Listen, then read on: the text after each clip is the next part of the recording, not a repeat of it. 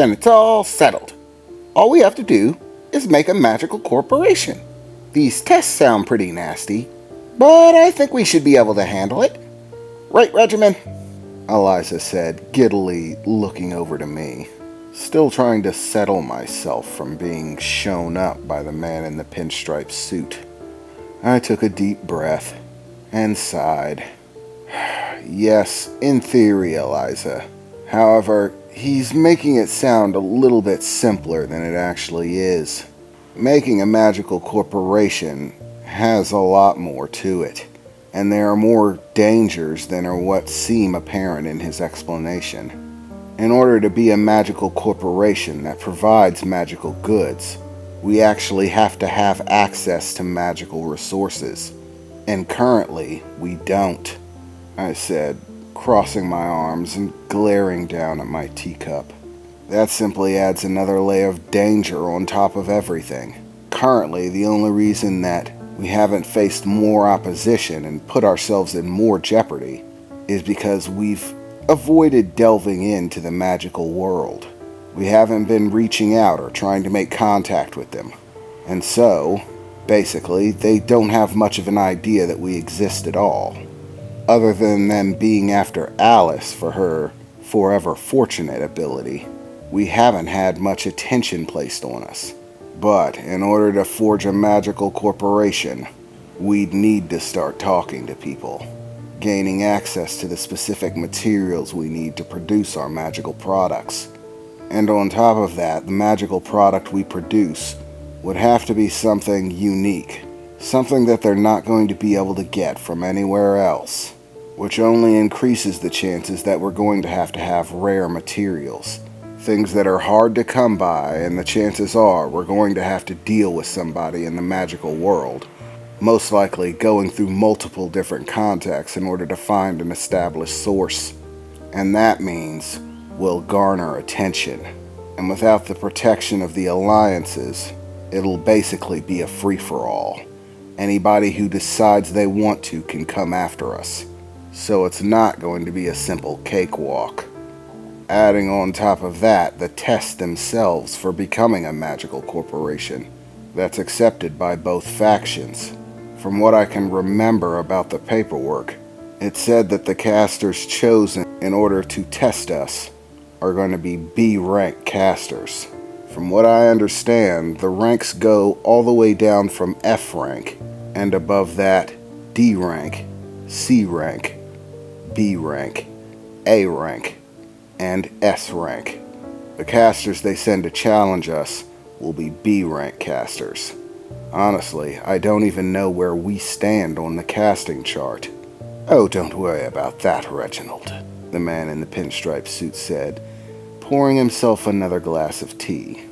If you want to know where you stand, I can tell you easily. From your current ability level, I would place all of you firmly within the realm of D-rank casters. And believe me, I am being generous with that. There are many who would still consider you F-rank if they didn't know you personally. There's a long road ahead of you when it comes to gaining the strength you need to fight B-rank casters. They're leagues above you in terms of both magical power and skill.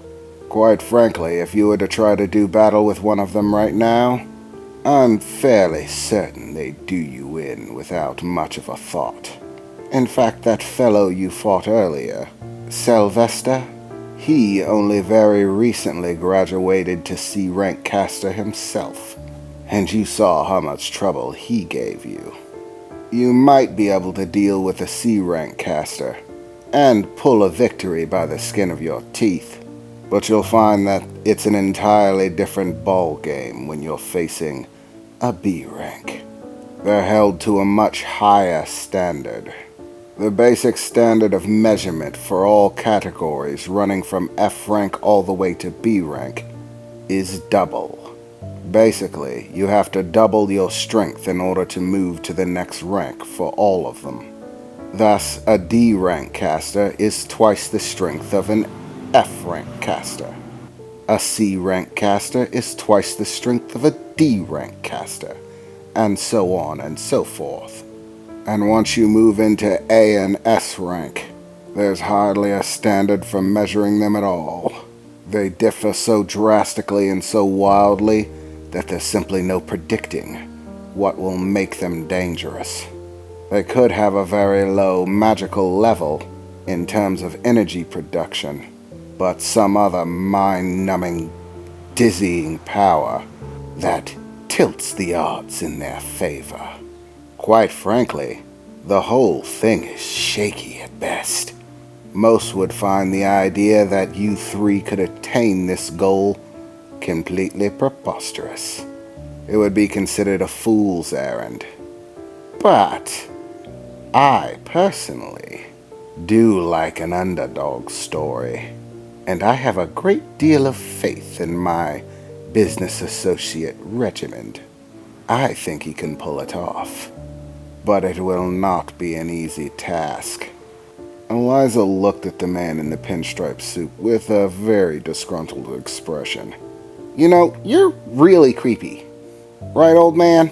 She said, looking him dead in the eyes. I mean, really, why do you have to be so scary when you say everything? And that whole glowing thing definitely doesn't help. You give off major creepy vibes. No offense, Eliza said, cocking her eyes in a different direction.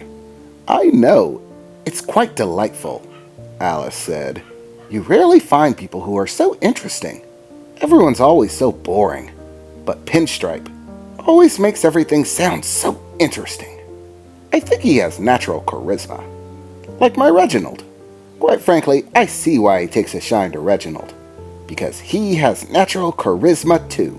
He may not be as developed as Mr. Pinstripe, but I think he's coming along nicely, Alice said with a typically cheerful expression.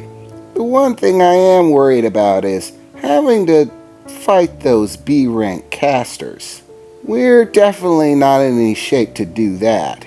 We're gonna have to do a lot of training. So I guess the real question is, what do we do first? Do we do the training first? Or do we start pushing into the magical world to try to get these resources? I bet Reginald knows. You've probably already got a 10-step plan already in your head, right? She said, looking over to me. Well, Alice, I'm not sure if it's exactly 10 steps, but I am working on it. Honestly, I would like to begin the process of pushing into the magical world and trying to start this corporation, but the hazards of doing so are far too great, especially with us being so low on the totem pole and far in terms of overall strength. We definitely need to establish ourselves as more powerful casters if we're to have any hope of making headway in terms of doing business. They're more likely to respect us if we're actually powerful. If they think we're too weak, they might just try to step on us. If I know anything, it's that in order to do effective business, you have to have the respect of the people that you're doing business with. If they don't respect us as members of an alliance, they have to respect our strength. They have to know that we're not to be trifled with, that they're not going to be able to wave their hand and make us go away. The only problem being that the longer we spend on training, the more likely it is that more people from the different factions will start coming in order to try to collect Forever Fortunate. It's another problem of needing time but not having it, I said to Alice, leaning back in my chair and looking up towards the ceiling as I thought about it. When suddenly, there was a shimmering golden light in the room, and suddenly, a doorway emerged. A golden doorway. And through it walked a beautiful blonde woman, wearing glasses and a beautifully maintained dress with golden straps and ribbons, with an extremely disgruntled expression on her face, hands clasped to the side furiously. And if you were paying attention, a small green frog sitting cozily on top of her head.